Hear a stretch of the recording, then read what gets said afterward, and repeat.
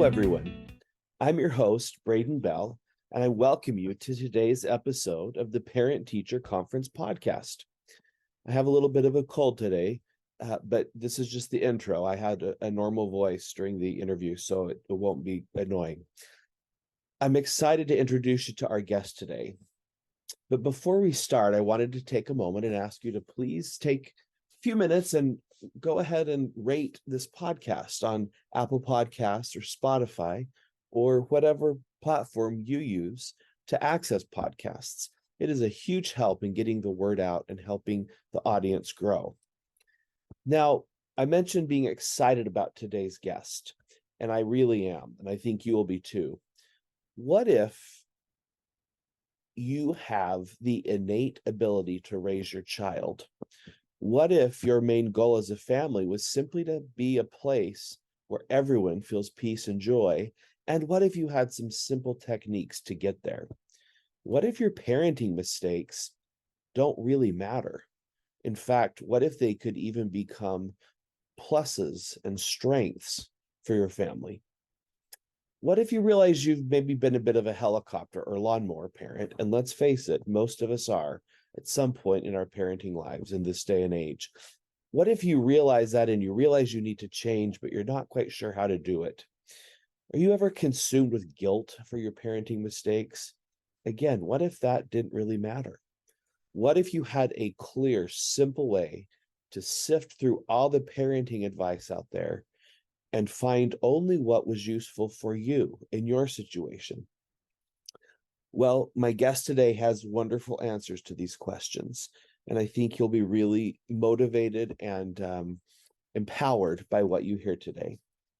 So without further ado, here is this episode of the Parent Teacher Conference podcast. Mina Brandis is a former psychiatrist trained at Johns Hopkins and Harvard universities.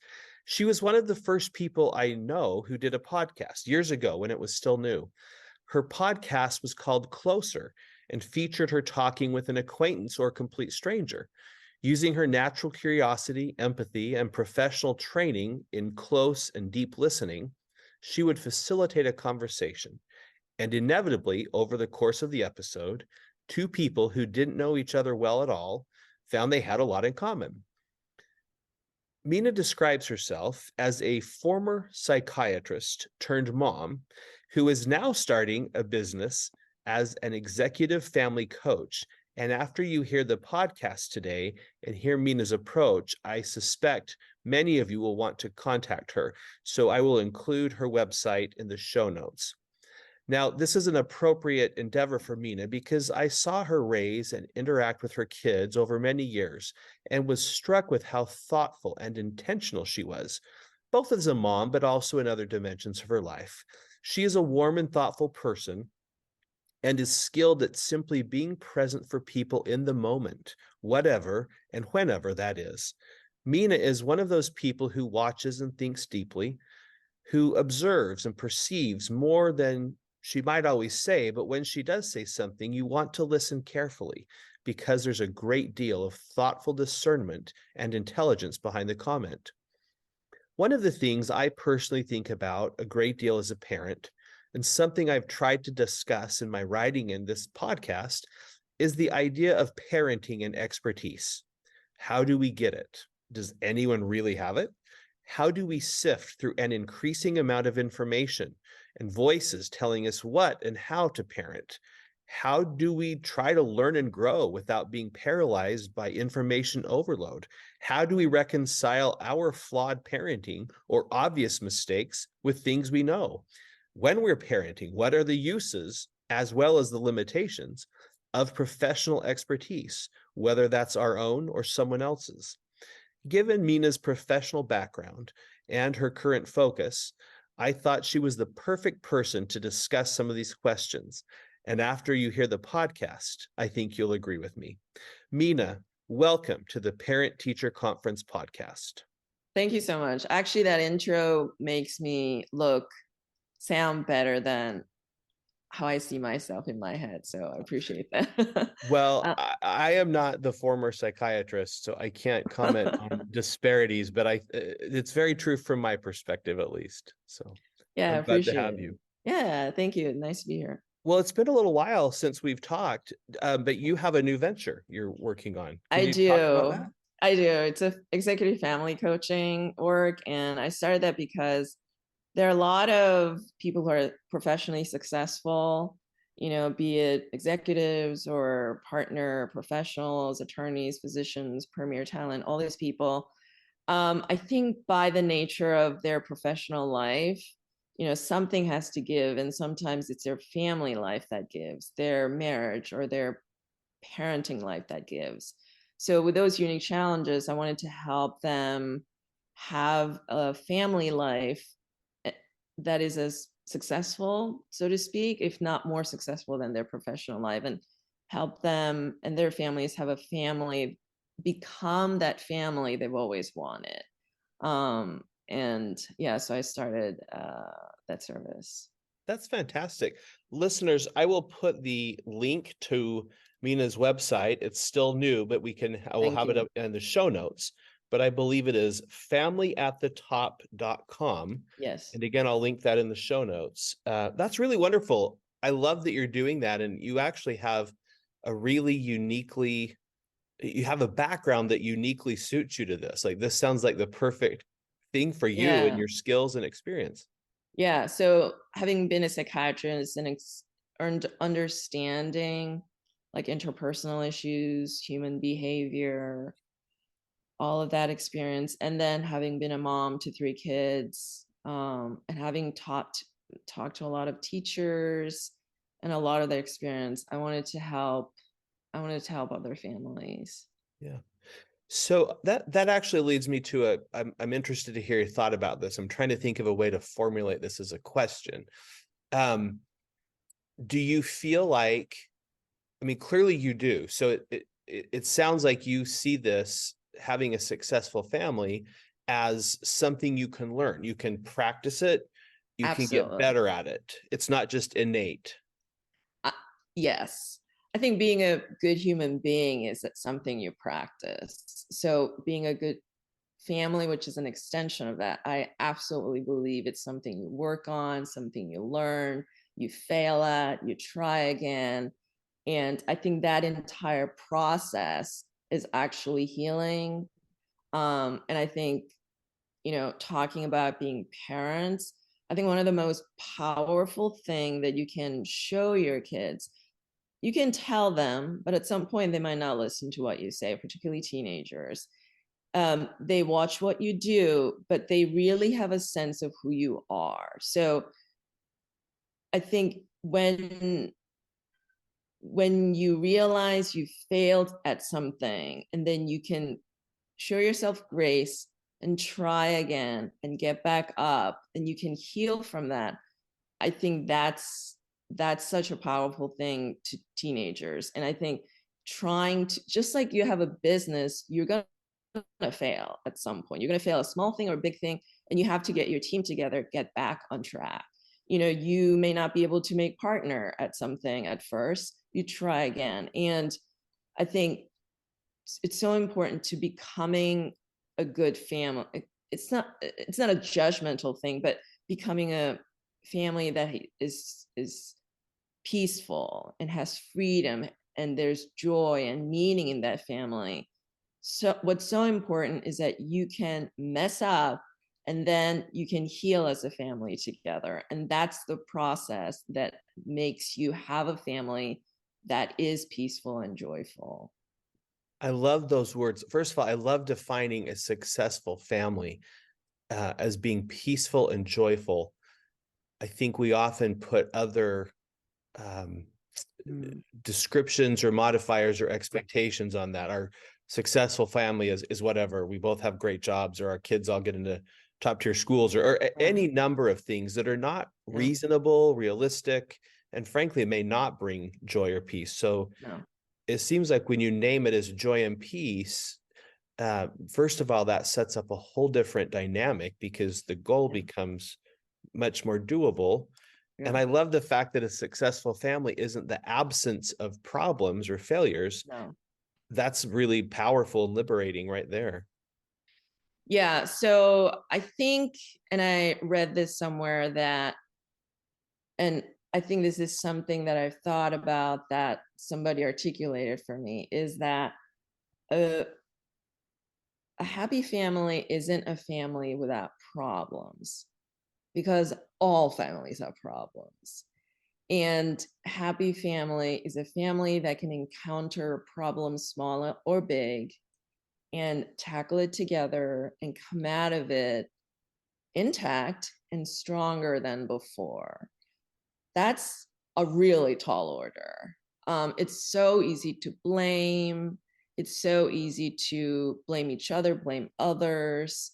Particularly, having been a psychiatrist, if some, whether physical or mental, if someone in that family is having issues, psychiatric diagnosis, mental health issues, or physical issues, or anything, then it's so easy to blame them. Or I think family can sometimes become a harbinger of secrets, or it can be something you need to tolerate. And I think it's so important that people don't have, or this is another big thing, pretend something that you need to make it look beautiful on the outside, like you don't have any issues, we have it all together.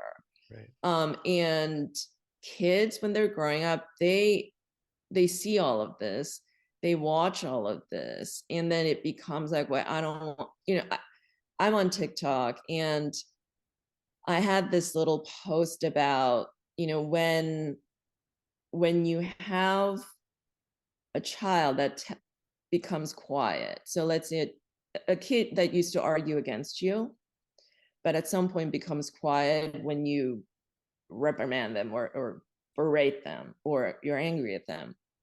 And then the parent is like, now the kid is more respectful. Now I have the respect. You don't. That's a kid who's given up on a relationship with you. And then that was seen by like 10 million. It had 10 million views. Wow. And I had so many comments saying, yep, as soon as I turn 19, I'm leaving.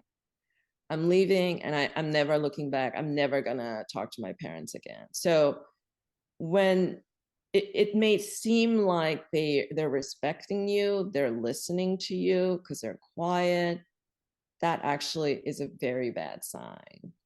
A kid that wants to have a relationship with you will try to argue with you because they want to be heard. Because they respect your opinion. They talk to you, they argue with you. I mean, it should be done respectfully.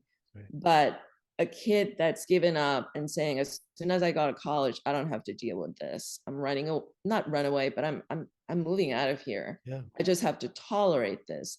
That's the kid that will stop talking and just block out what you're saying. They may look like they're listening, but they're not. And I think, it's so important for us families to not see conflict as a problem, but it's how you deal with that conflict. How do you respectfully listen and validate each other, which are all just cliche words these days, but they're just really critical. And it's how you handle these problems, big and small. So instead of spending energy on trying to get your child to stop arguing with you, perhaps the better approach is to try to figure out some ground rules and set up some parameters or norms of how to do this in a more effective way. Exactly. Respectful and such. Yeah. Yeah. And I think another thing is that when a kid is arguing with you, they're arguing because they think that you care about what they say, that somehow if they argue enough, that they'll get their message through. They're still hanging on to this relationship. Mm-hmm. It matters. And that's why they're arguing. And, that's a good sign. So a kid that is sort of, in a way, willing to fight to get the communication going.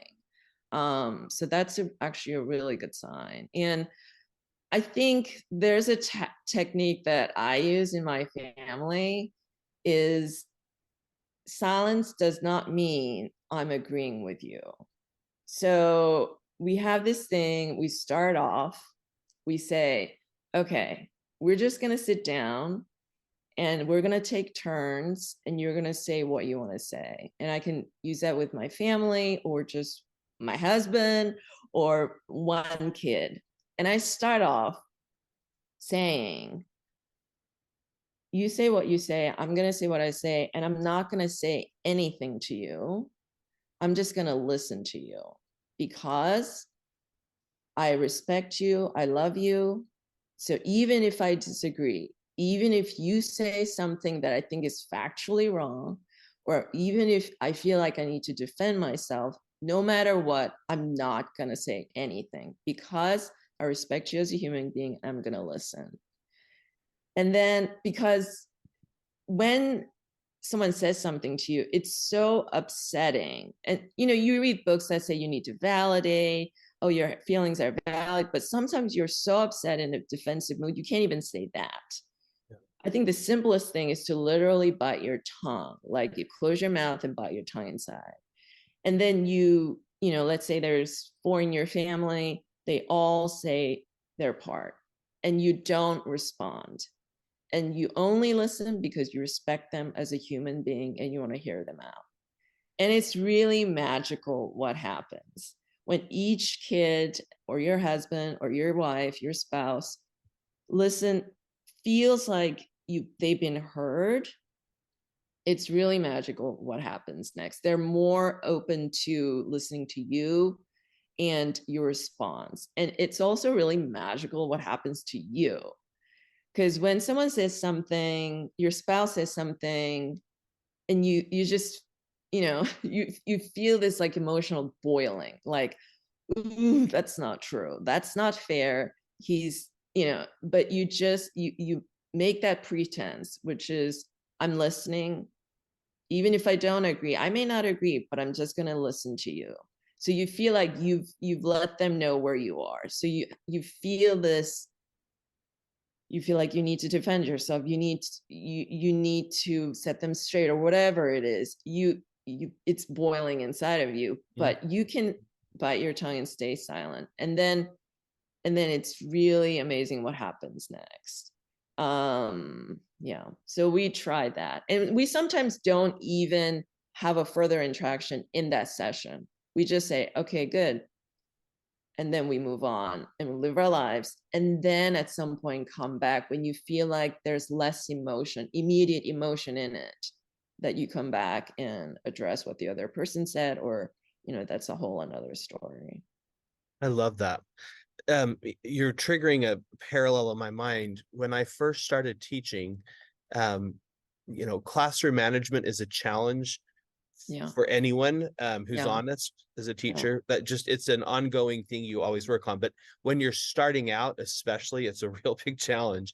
And I had big classes. They were choir classes, so they weren't sitting in, it wasn't a small group of kids in neat little desks.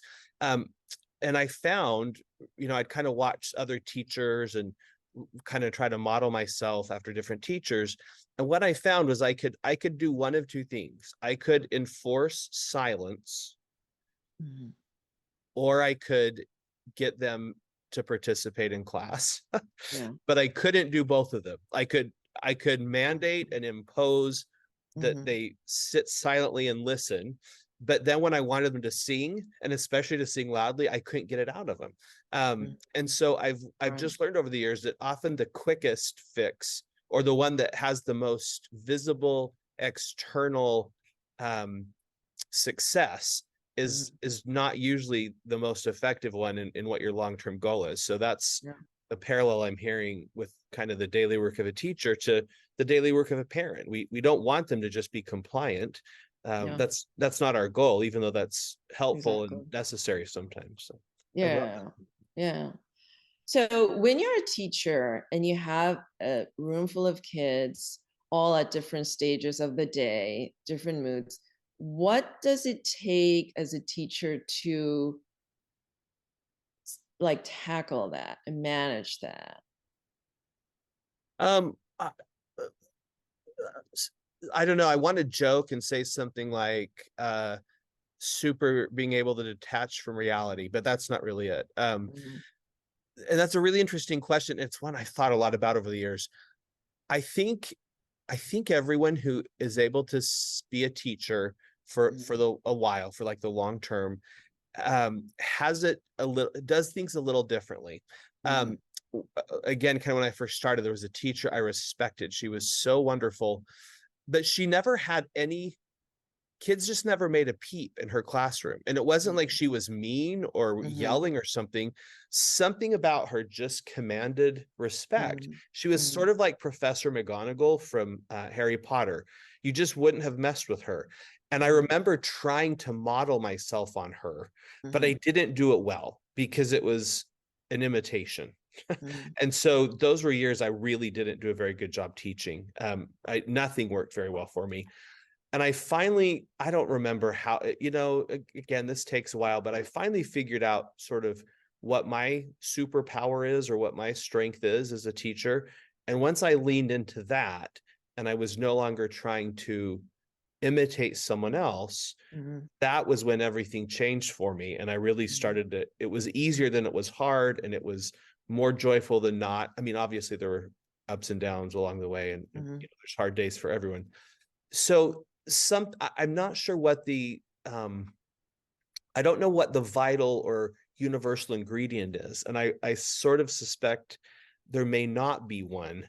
Mhm. Although if I had to guess, I would imagine that no matter what personal disposition you have, at some level you just truly care Mhm. either about the kids, or Mhm.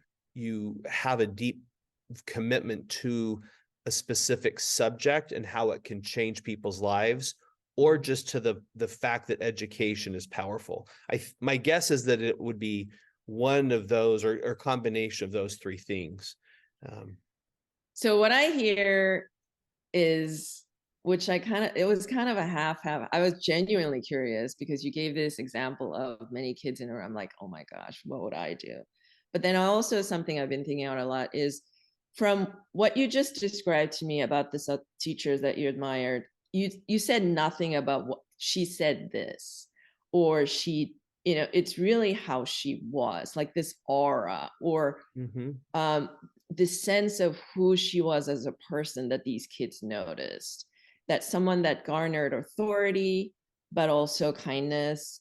And like, in no point in your description, you said she used this technique. She said these things to the kids. It was Yeah. really who she was. And like you said, I tried to imitate her, it didn't work. And I'm gonna guess that when you figured out, okay, so this is who I need to be to to to have that effect on the children and the students, is when it started working. So I was thinking that a lot too. Like, what do you, and all the information that's out there is like, do this, say this to your kids. But I actually think the reason parenting is so hard is that it's not something you can do by saying the right thing, but sometimes not even doing the right thing, because it's 24/7. Your kids are with you day in and day out.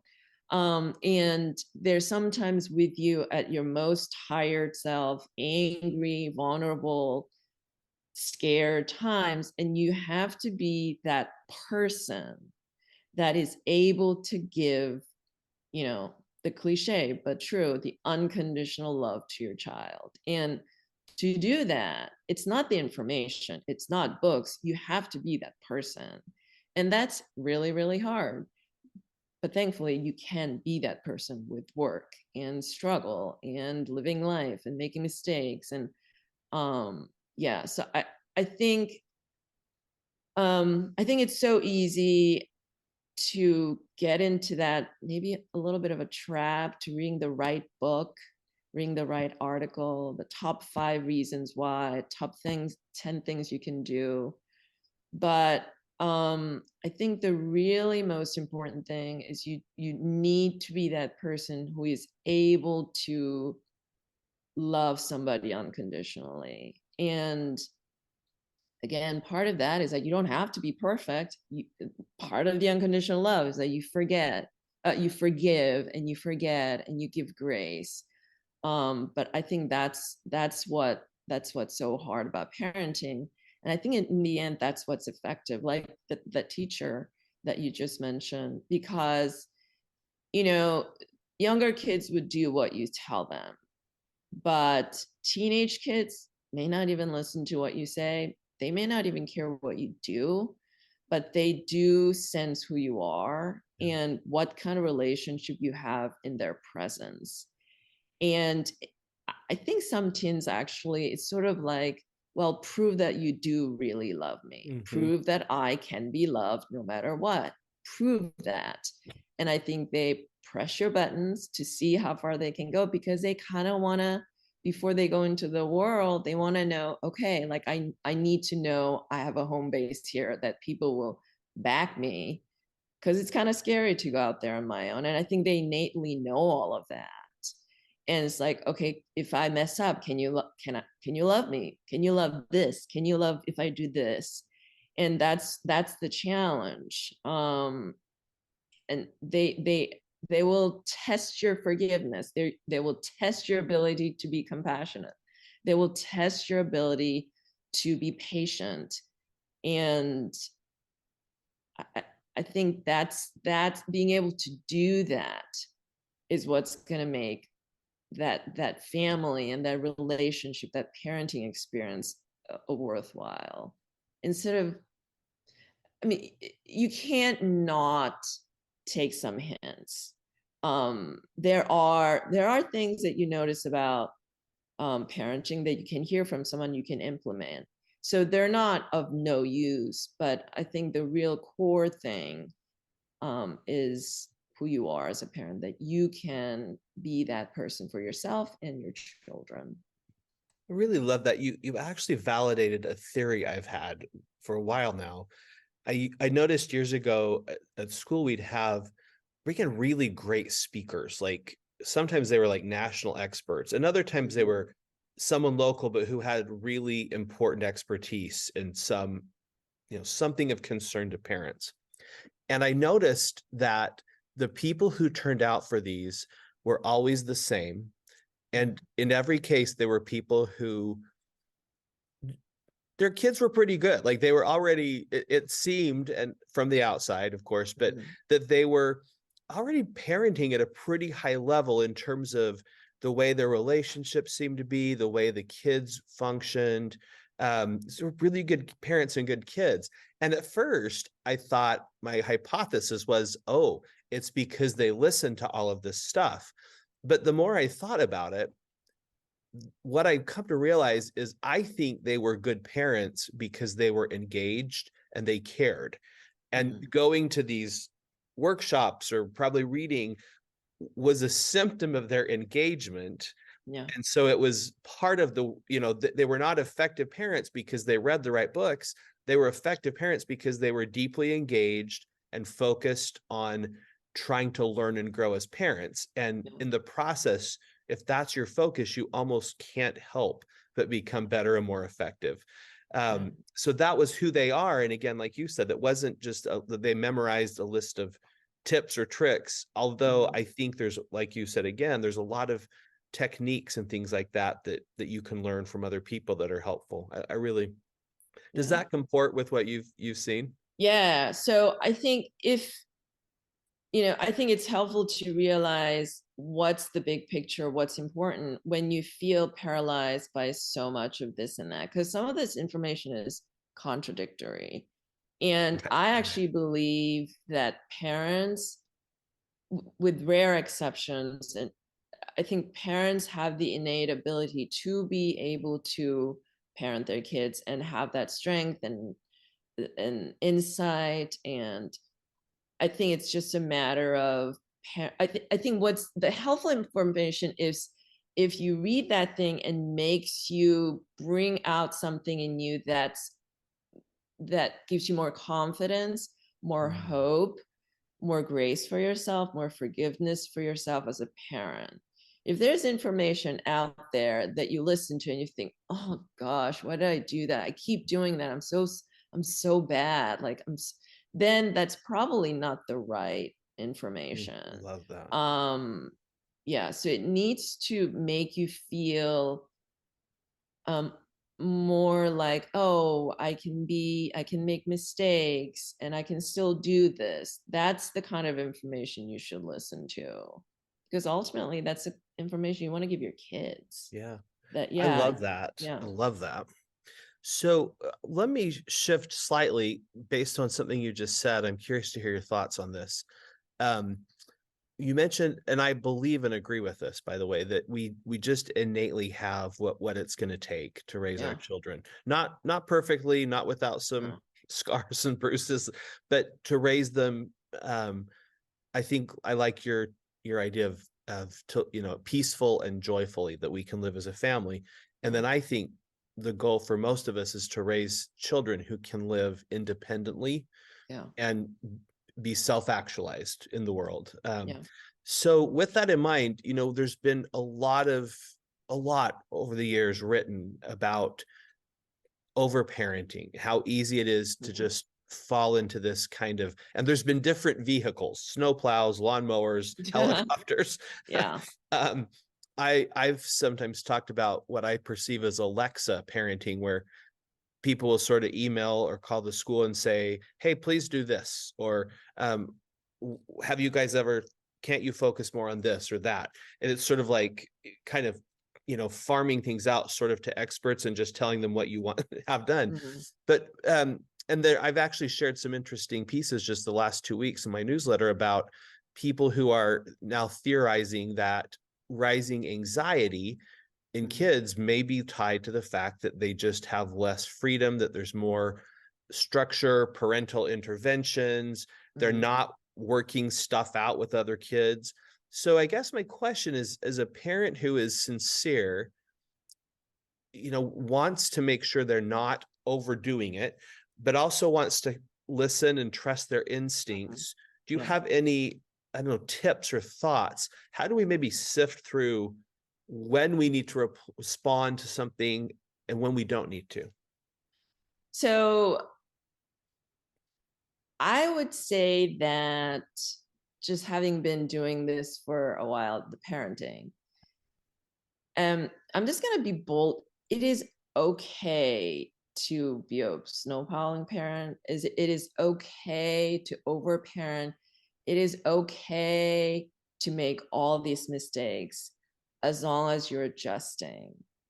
I just feel like, because I remember reading that lawnmower parent, and I remember pang of guilt. Oh, okay, that's me. And then realizing, yeah, but I can change. I can adjust this.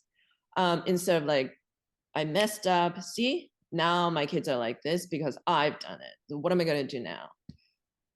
It is okay to have done that, because I did it out of love and I wanted to do what I thought was right. And that's what I ended up doing. And maybe it comes from my,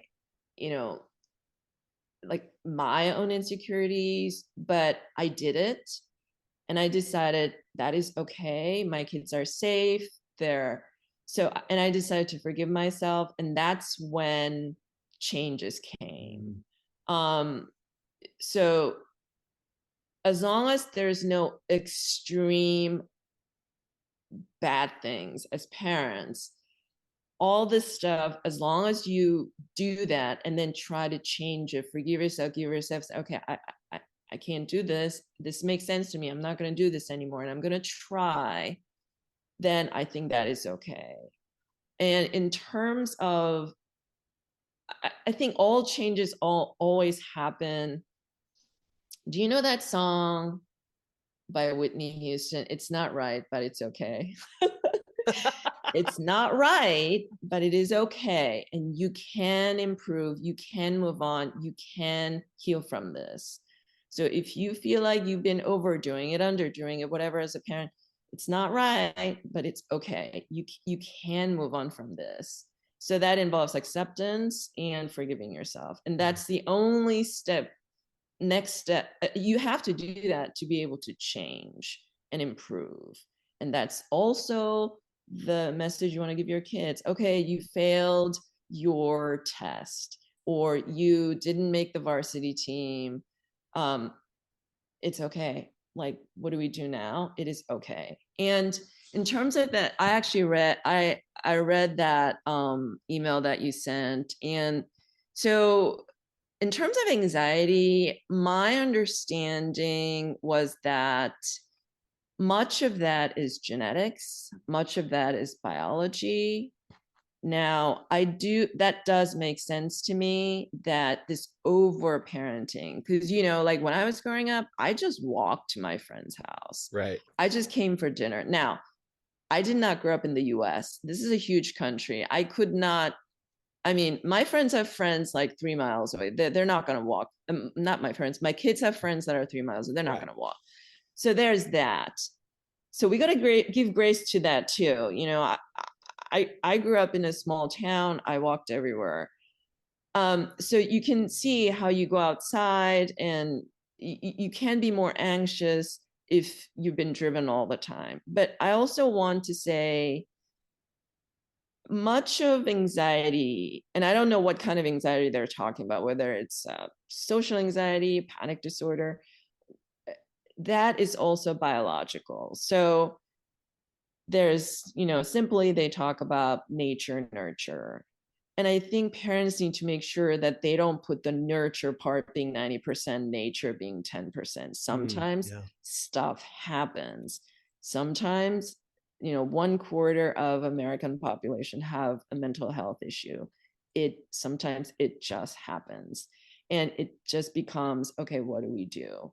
As opposed to, why did I do this? I should have let her do that. This is all my fault, which is, we don't want our kids to do that. So we can't do that either. So it's not right. It's not wrong, right? But, it is okay. Yeah. If you did that, if you overparented, if you did that, it's not right, but it's okay. So let yourself move on and forgive yourself. You can talk to your kids about that too. There's always a way to heal from that and change the course of the trajectory. It's not too late. And so if you hear about all those things in terms of anxiety disorder, is it from parenting? It could be, but it could also just be biological, hereditary, and there's the guilt too. Like, if the parent has some kind of an anxiety issue and the kid has it, it's so easy for the parent to say, I gave it to the kid. It's my fault.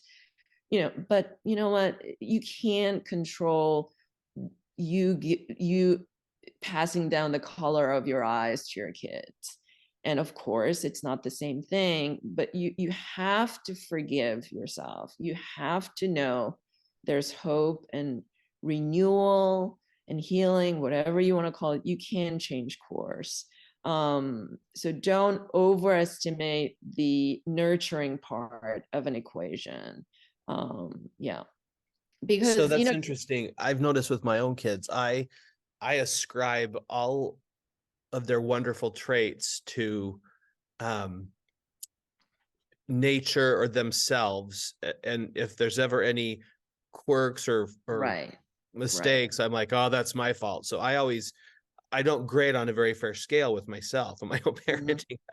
I have it backwards. I probably at least need to treat them as equal, but I don't. I heavily, So, but what I'm hearing, I love this, because I'm hearing we do need to be self-aware. Like we need to understand when we have made a mistake. So it's important to be honest with ourselves, and then it's important to move on from it. And I love that. It just frees up so much energy if we cannot be worrying about I shouldn't have, oh goodness, how we, I love it's not all right, but it's okay. I think I'm going to stamp that on my hand.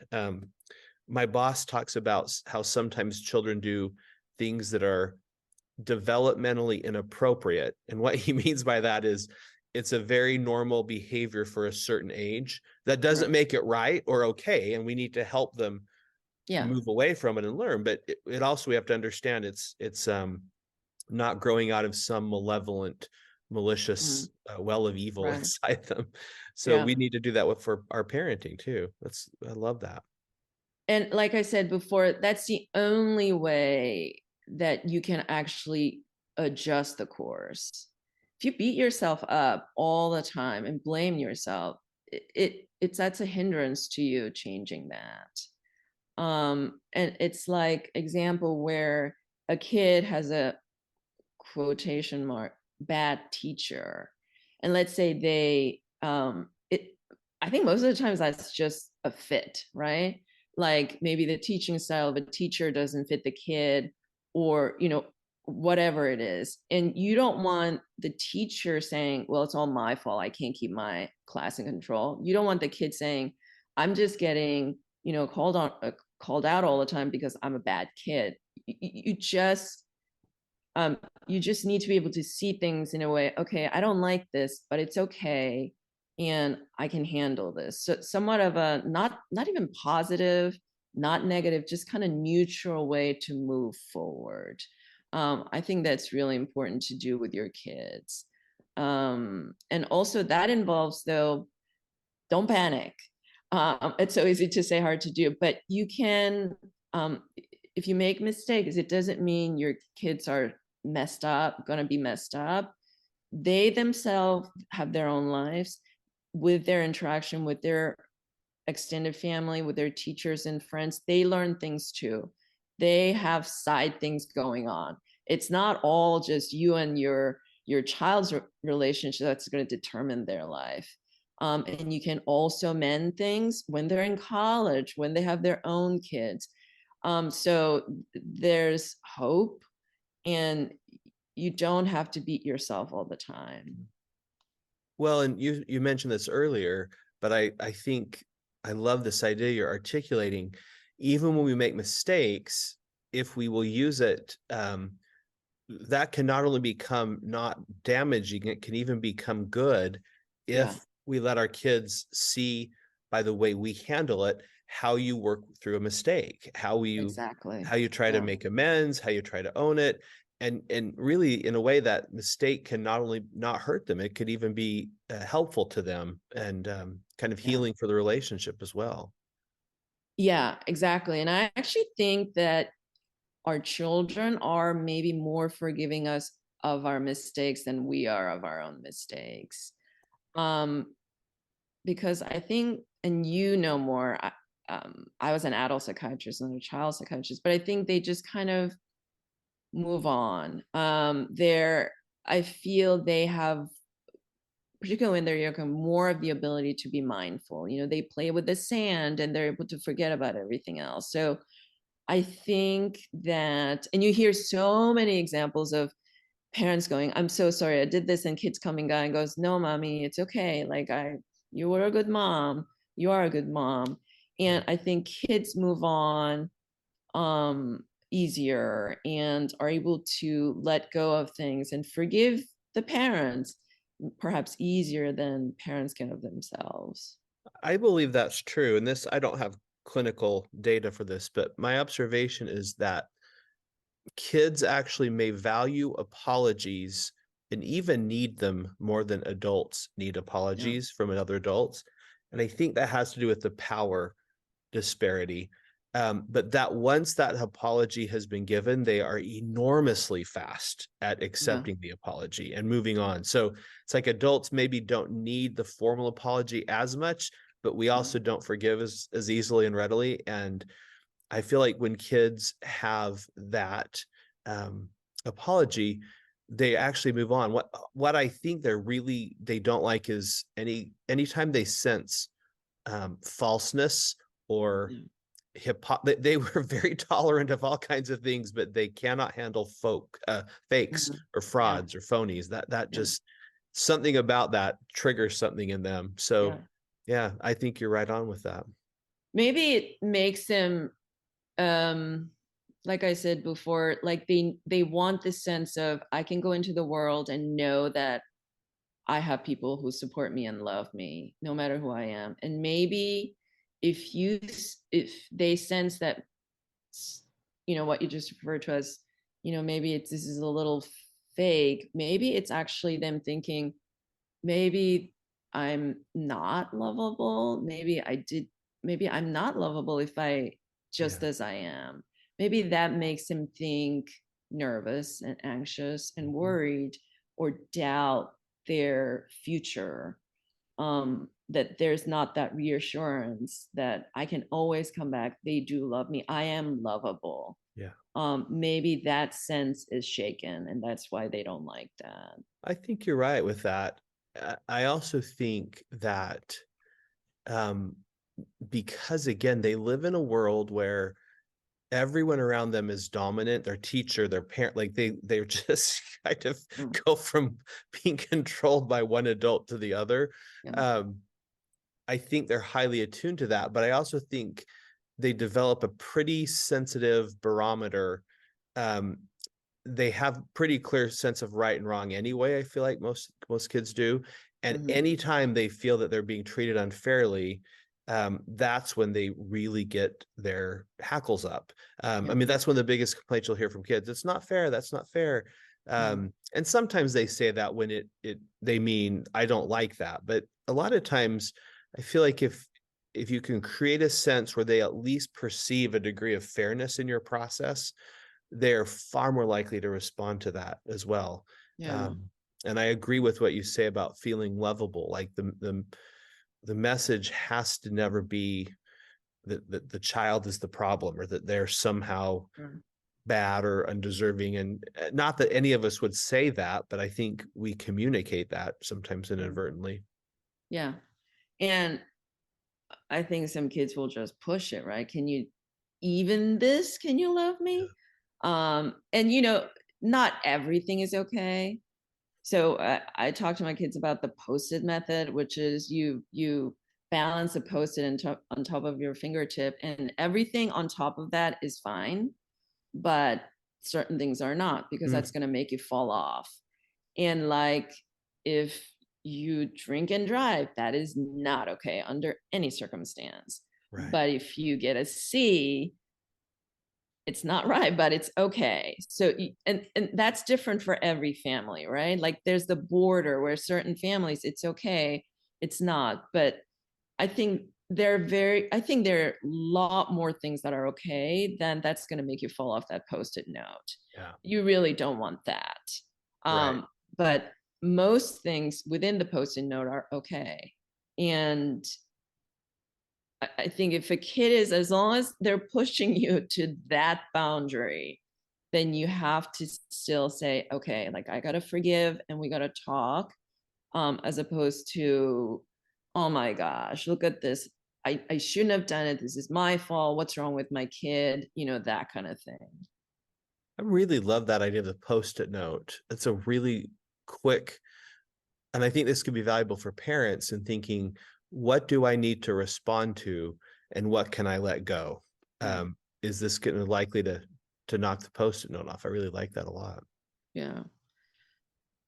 Yeah. So there's a lot, like these are some of the things that occurred to my head that's been helpful, because I just feel like parenting is, not, it doesn't always happen when you're relaxed and calm. It often, the challenge comes when you're not relaxed and calm. Right. And just having these tidbits, I guess, or things to have in my mind does help. Does that mean I don't make mistakes? No, I make a lot of mistakes, but yeah, they're helpful. But the powerful thing about what you're describing is that's fine. Like this sort Yeah. of approach says, okay, you make mistakes. Great. Yeah. Fine. Now just move on, which is what we tell our kids to do. And so I think, that's something we can model for them better.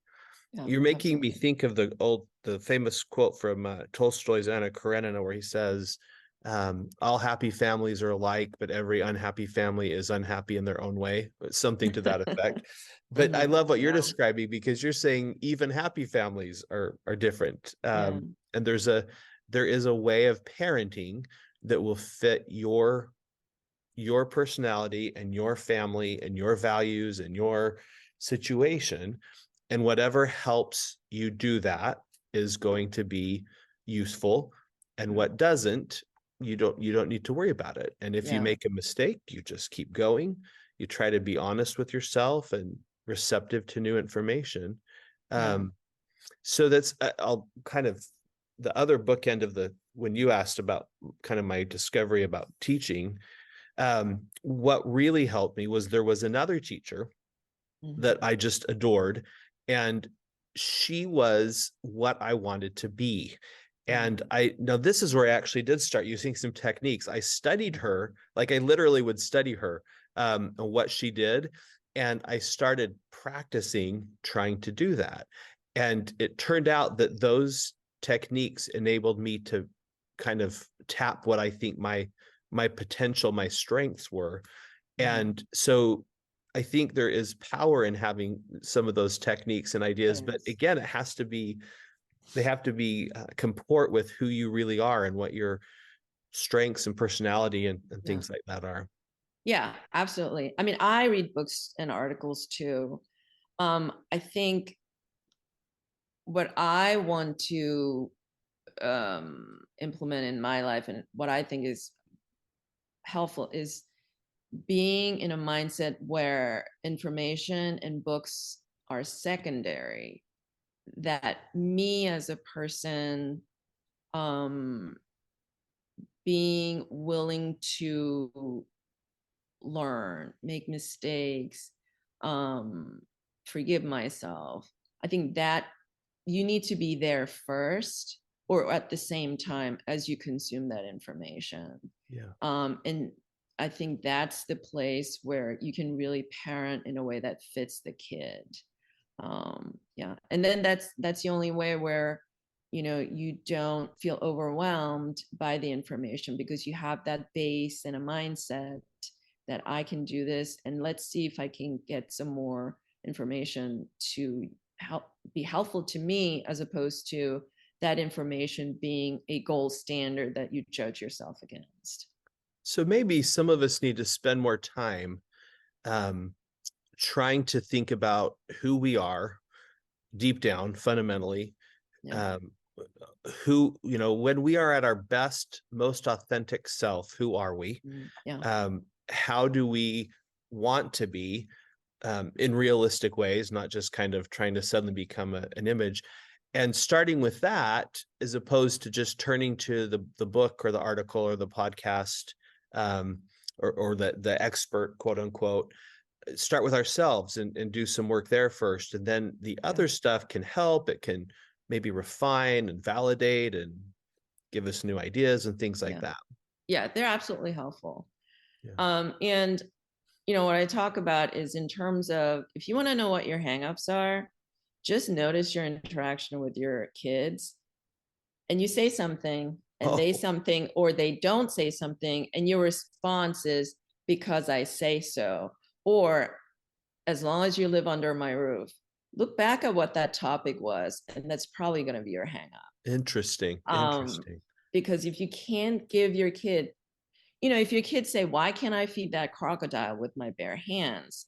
You can say, because it's an animal and it's going to bite your hand and you don't want that. But if a kid says, why do I have to get an A? And they say, because I say so, or why do I have to do this? And all you can come up with, because I say so, or because as long as you live under my roof, you do that. That is something you're going to have to work through, because if you can come up with a logical reason why he or your kid has to do that, then that's your hang up. Interesting. So if you resort to it, if we're just resorting to authority and sort of the brute force power of parenthood, and I imagine there's always going to be things that maybe we can't explain at first, but that with a little thought we can. Like, it's okay if you don't have an eloquent answer for everything, but if you can't really sit down and give it, I love that, actually. See, these are great. These are wonderful ways of just, I don't know, sifting through lots of feelings and thoughts and worries and things. And I love your approach. It's just like a very rational, calm series of, I don't know, sieves or something that helps strain out the unhelpful, unnecessary, extreme, and helps us just to quietly and thoughtfully and methodically figure out who we are as a parent, and then grow with that in mind. I think your approach is beautiful. Yeah. I don't do it perfectly, but I But do have you don't have to systems. because of your approach. That's the beauty. Right. Yeah.